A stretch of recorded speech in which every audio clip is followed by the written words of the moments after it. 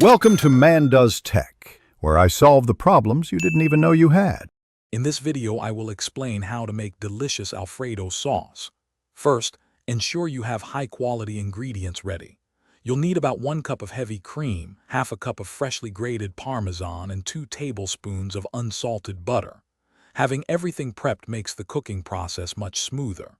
This classic sauce is surprisingly simple to master, and with these tips, you'll achieve a restaurant-quality dish right in your own kitchen. Let's get cooking. Now let's build that rich, flavorful base.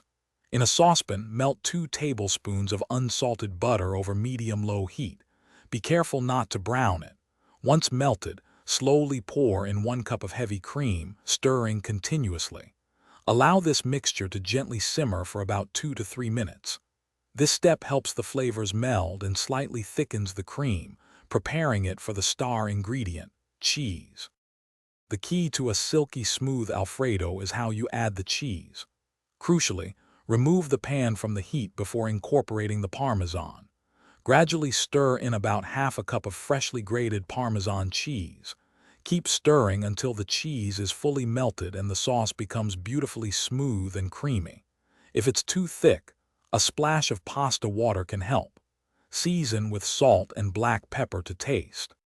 Your homemade Alfredo sauce is now ready to enjoy.